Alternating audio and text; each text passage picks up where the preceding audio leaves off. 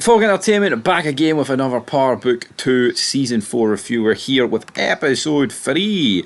And what an episode this was. Well, maybe not what an episode. I thought the ending was good, but I mean, I thought the episode itself definitely wasn't the most interesting. But we do kick off with Braden and Tyreek basically just selling both their cars and making some money that way. Not too sure how much money they got, but they're going to try and use that money to fill in a gap, fill in a slot for this guy that Davis knows. We see Tyreek meet with Davis, and it looks like they're going to try and get back in the game, but there's no free slots in that. But he did notice some drugs being placed down on a table, which he takes. What will Tyreek do with them? We'll have to wait and see. We then cut to Monet and Tyreek. They meet with Pinky. I have no idea what this person is, but anyway, Pinky is providing some good information, damn it, and that good information is the fact that Kate Egan has fled New York. Now, obviously, Monet and Tyreek don't exactly know what's going on with Kate Egan, just that she's fled. They don't know where she's going. Obviously, Kate Egan, more likely than not, is away to Chicago. So we'll see where that goes. I mean, I did make a video on it, and someone did comment, but I mean, I hadn't seen the episode. I mean, I made that video a couple of days ago, so that's why it goes that way. You know, that's why I made the comparison video saying like, here, are they gonna kill her here? Are we gonna see Tommy come in for Chicago? I'm comparing New York, baby. I'm comparing Chicago. Let's get the two shows instead of comparing them, talking about them separately. Let's get them into one. But we didn't exactly get that. But yeah, revealed that Kate Egan has fled. She has left. She is away to New York. We then have a bunch of scenes where like Don Carter's questioning him. And these scenes didn't really do anything for me. It's like he's like, well, how? So you don't know if Tariq St. Patrick? And he's like, well, what about these photos then? And it turns out Don Carter didn't have any photos. It was just like blank A4 sheets that he put down, but Obi didn't bother checking them. He's like, fuck, I need to make a phone call. Makes a phone call. Turns out Drew is at Obi's brother's house, so Drew picks him up for the precinct after he gets let go. Obi tells him not to tell Noma anything because, you know, Don Carter doesn't know about Noma. Noma doesn't know about Don Carter. It's better it stays that way. But then when Obi gets took over to the headquarters with Noma, Drew says to him, what about the green cards? But sure, it wasn't me that did it. It wasn't me that got you your green cards. It wasn't Kane that got you your green cards. So who was it that got you the green cards? To which Obi's like, you little bastard. And then yeah, it's like, it was Tyreek. It's like, he was a slippery motherfucker. Obi then points out the fact that Tyreek's actually been pretty useful for the organisation and that killing him makes no sense. And she's like, well, you know what, actually, Obi, that is probably the first bit of sense that you've spoke today. But guess what? I'm not going to kill Tyreek. I'm actually going to kill you, and just stabs this like knife right through his throat. I thought it was quite brutal.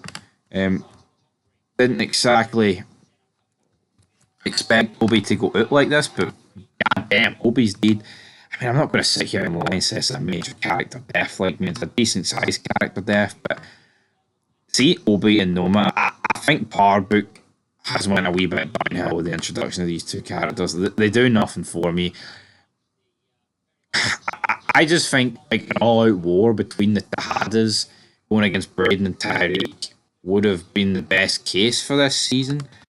But now the way it's went, obviously, is like you've got it split where you've got Noma and Kane and Monet. It looks like they're going to team up against Drew and Diana.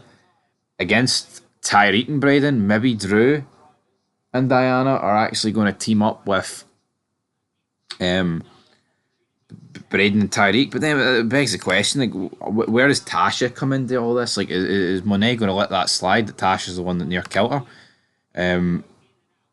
Who knows? Is that all going to come out? I don't know, damn it. But obviously, Tyreek confronts Effie about these drugs, and then she foolishly just goes to Noma and Kane and then gets the guy, Roman, removed. So Roman gets picked up by the police. His stuff gets torched by Kane and co. This guy's essentially been wiped out. Obviously, Tyreek freeing up that slot for himself. Him and Braden can get the supplies from the guy that Davis is pally pie with, and Davis and Tyreek talking. They've all got their reasons for being in the drug game. That is for sure.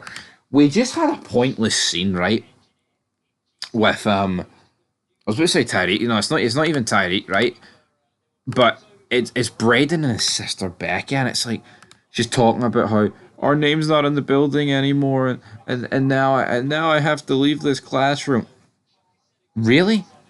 Does that actually warrant fucking time here? You know, does that actually warrant time for this episode?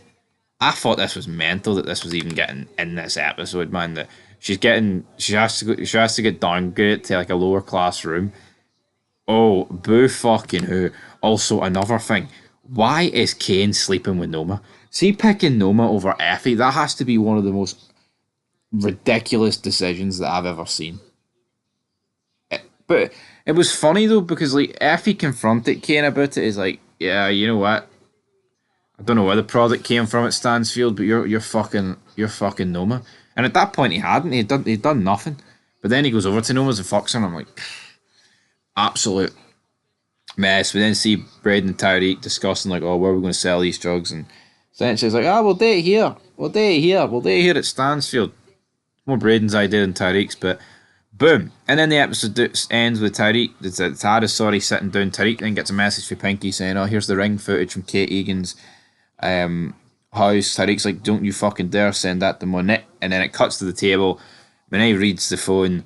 She can't believe that her daughter Diana was dressed like Kate herself, obviously to make Kate Egan think it was Monet. Went ahead and did it, which obviously forced Tasha's hand. Monet then gives the phone over to Kane. Kane, pissed about it. Monet and Diana are going about to get in a scrap here, but then Janet and Drew are the difference makers. But then Drew and Diana just like bolt out the door and leave. And it's like, Drew, you fucking know about this too. Kane's kind of just sitting there trying to like comprehend what's went down. So he like barges out the door, running down a dream, down, running on Listerine. That's exactly what he's doing. And then it's just like, damn, what is he doing here? He whips out his gun. Damn, is he going to shoot at his two siblings? No, he refrains himself, but judging by next week's promo, I'm not really too sure why he refrained himself, but it is what it is at the end of the day. And that's your end of your episode with Monet Tejada letting out a cringy scream. I thought the episode was pretty bog standard. I thought it was quite a poor episode, but it was saved by the cliffhanger in the ending, and I thought Obi's death was alright. But anyway, 6 out of 10.